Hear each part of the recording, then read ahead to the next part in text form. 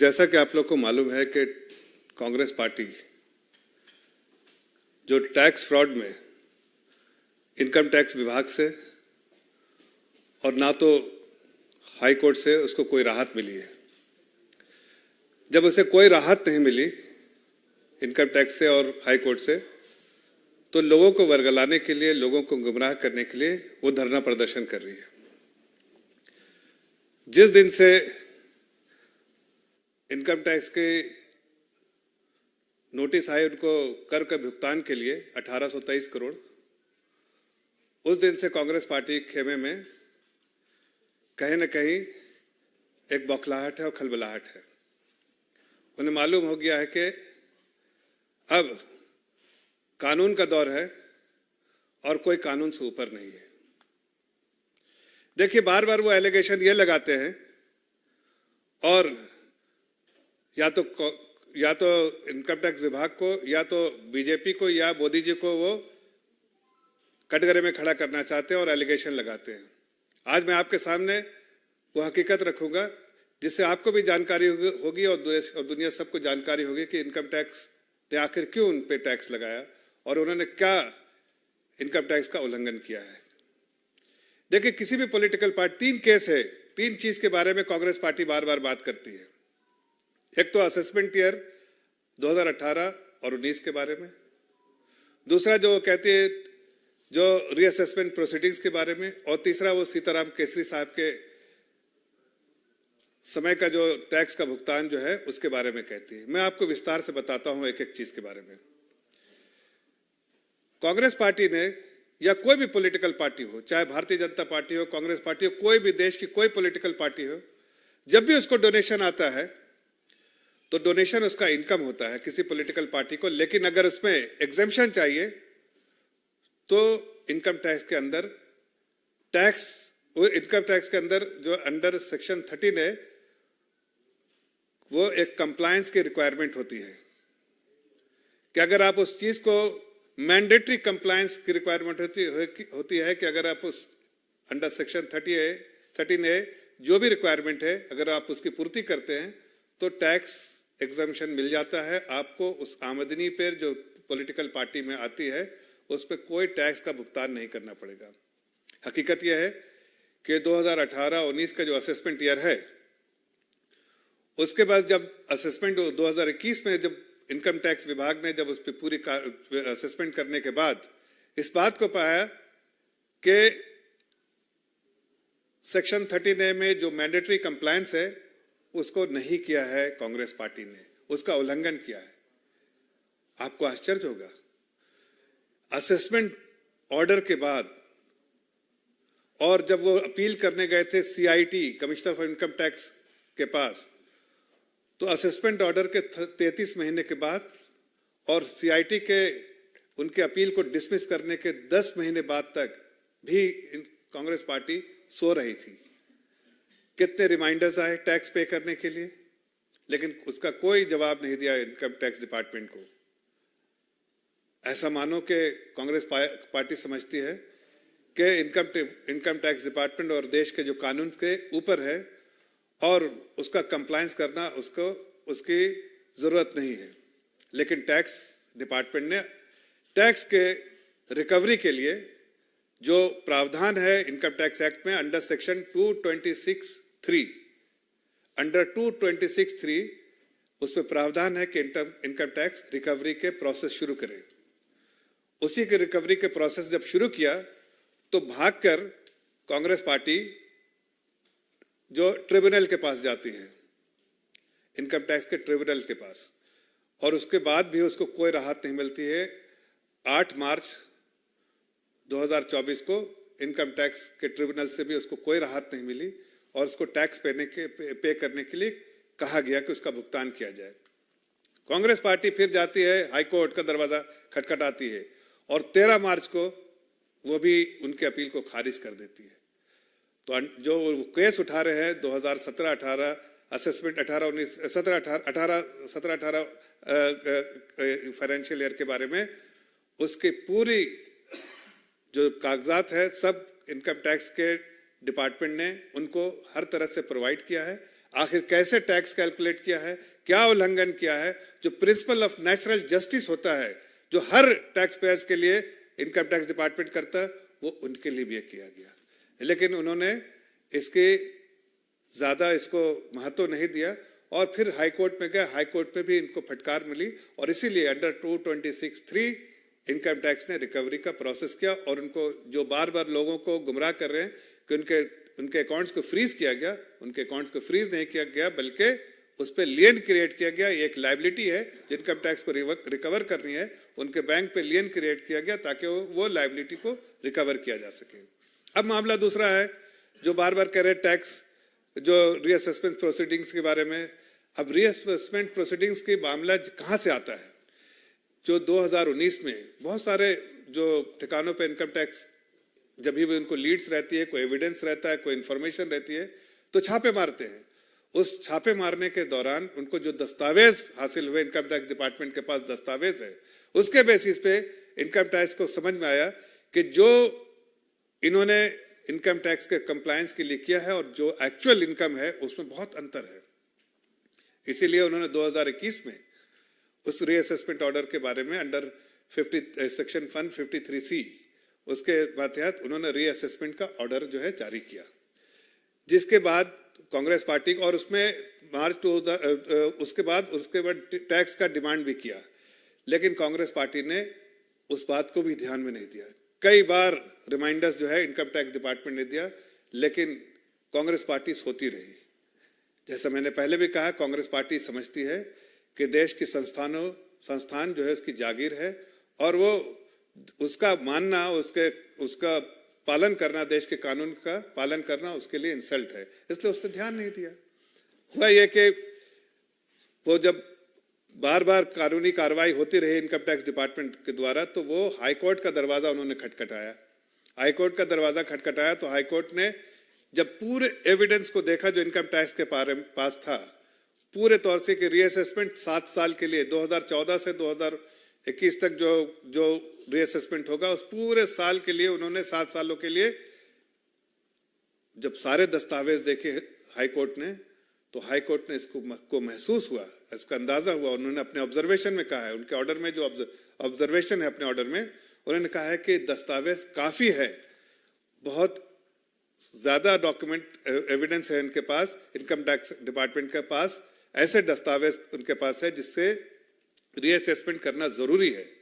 उसने ये भी हाई कोर्ट ने ये भी ऑब्जर्व किया कि बहुत सारे दस्तावेज जो है उन्होंने रीअसेसमेंट के लिए जो दिए थे, कई चीजों ने जो है टैक्स की चोरी की है कांग्रेस पार्टी ने, और इस बात को भी ऑब्जर्व किया कि 520 करोड़ जो है वो इनकम ही छुपा दिया है इन्होंने, पूरी टैक्स की चोरी की इनकम ही दिखाया नहीं है।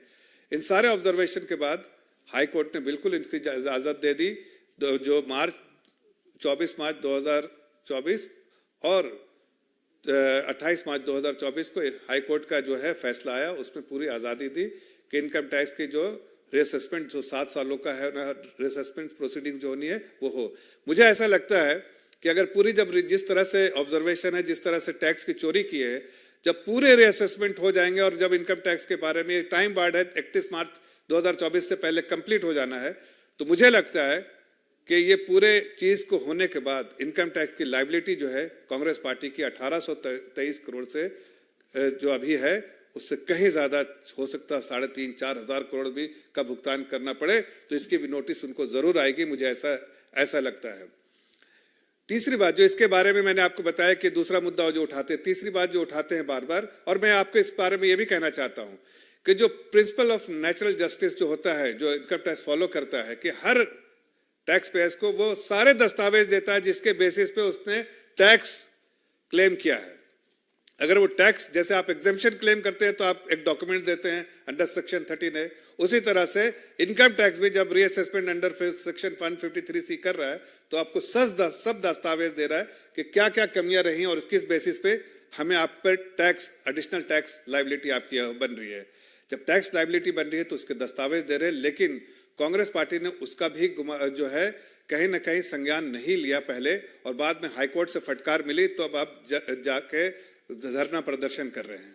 लेकिन मैं पूछता हूं कि 2000 जो सीताराम केसरी जी के वक्त के बारे में बात करते हैं, उनको जानकारी होनी चाहिए कि उस वक्त भी जो टैक्स कंप्लायंस की जो रिक्वायरमेंट होती है टैक्स एग्जेम्पशन के लिए, जो मैंडेटरी कंप्लायंस होता, उस वक्त भी उसका उल्लंघन किया था 93-94 में, और 97 में इनकम टैक्स ने उनसे 97 से और इनकम टैक्स ने उनके टैक्स क्लेम करने के लिए नोटिस भेजा था। 97 से एक कोर्ट में केस था और हाई कोर्ट ने जाके फैसला इनकम टैक्स के फेवर में 2016 में किया।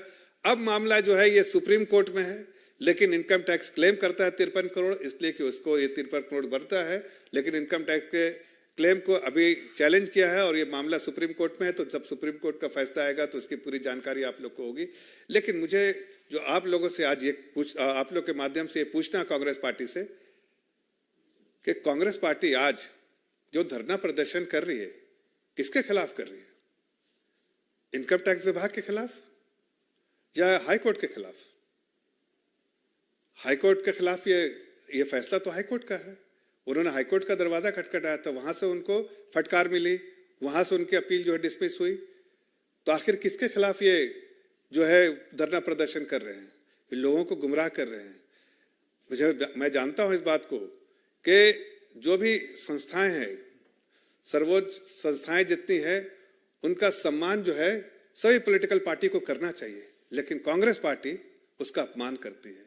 ये साफ दिखता है कि वो अपमान करती है, जबकि सम्मान करना ये हमारे राजनीतिक रिस्पॉन्सिबिलिटी है कि हर ऐसे संस्थानों का जो सर्वोच्च संस्थान है उनका सम्मान करना चाहिए।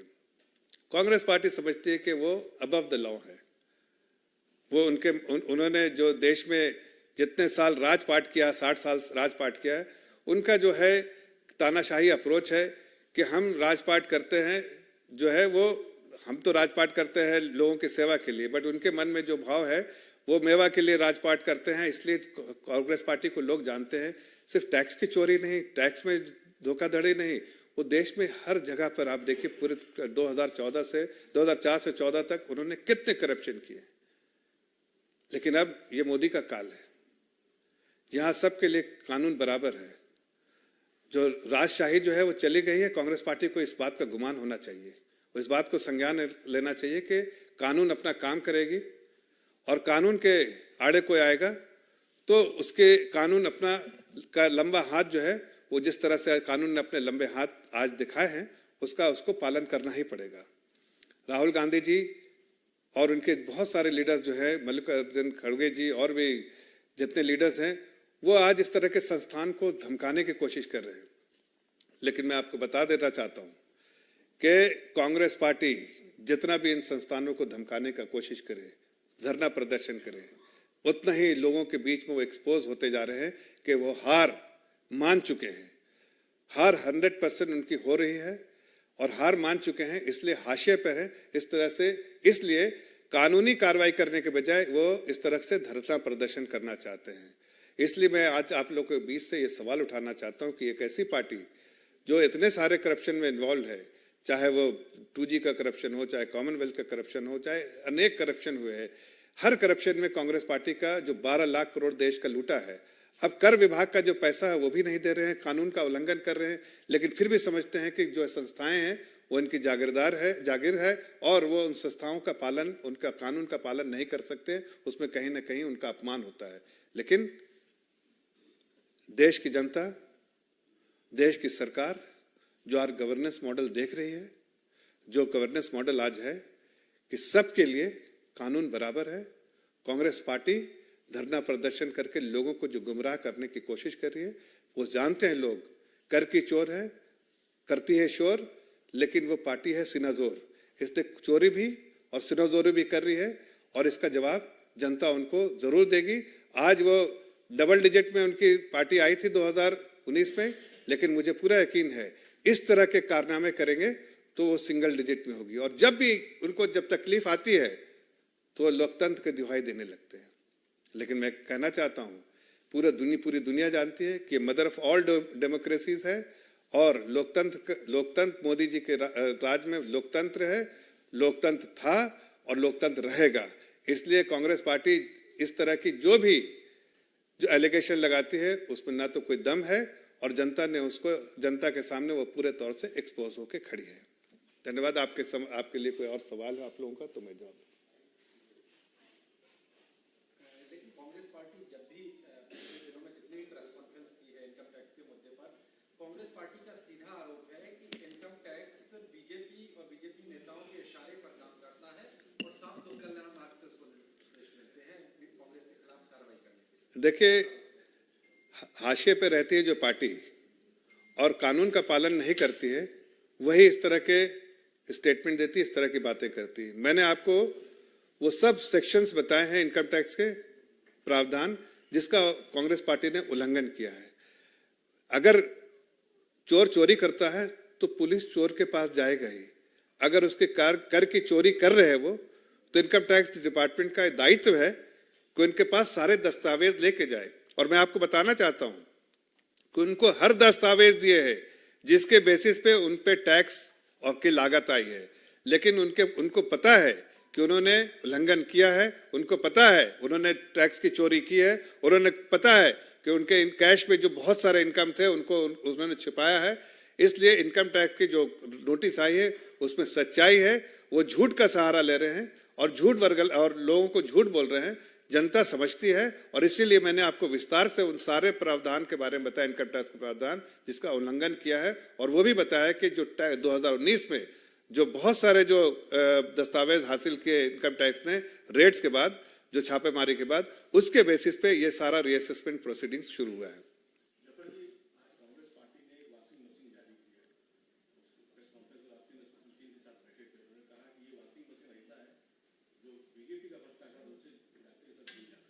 देखिए, कानून अपना काम करती है, एजेंसीज अपना काम करती है। मैं तो आपके माध्यम से कहना चाहता हूं कि कांग्रेस पार्टी चिन्हित कर दे अपने सारे वो लोग जो उनके पार्टी में आज हैं या और भी पार्टी जो ऑपोजिशन में है, चिन्हित कर दे ये लोग करप्ट है, वो अनटचेबल है हमारे लिए भी और पूरे देश के लिए भी। वो चिन्हित करके तो दें।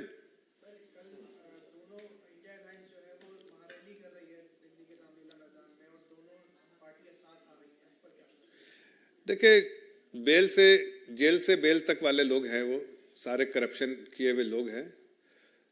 मुझे तो नहीं लगता है कि इसमें कोई जान है। जनता भी समझ चुकी है कि जितने सारे फ्रॉडस्टर्स हैं, जो फ्रॉड्स किए हुए हैं, कोई जेल से जो कन्विक्टेड लोग हैं, कोई बेल पे लोग हैं, ये सारे लोग इकट्ठा हो रहे हैं, जनता के सामने एक्सपोज हुए हैं, और न तो जनता उनको महत्व देती है, न कोई आम आदमी उनको महत्व देता है।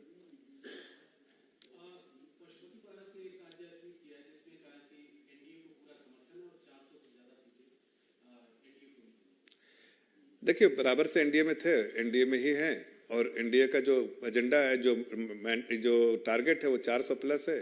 तो इसमें हकीकत ही उन्होंने बयान किया है, और हमें पूरी उम्मीद है कि इस बार, जैसा आदरणीय प्रधानमंत्री जी ने कहा है कि 370 भारतीय जनता पार्टी के लिए और 400 प्लस एनडीए का, ये हम लाएंगे। और देश की जनता जिस तरह से एक्सपोज हो रही है कांग्रेस पार्टी, जिस तरह से ये करप्शन कर रहे हैं, जिस तरह से इन्होंने टैक्स की चोरी की है, जनता के साथ और भी एक्सपोज हो रहे हैं, तो हमारा लक्ष्य जो है पूरे तौर से हम कामयाब होंगे।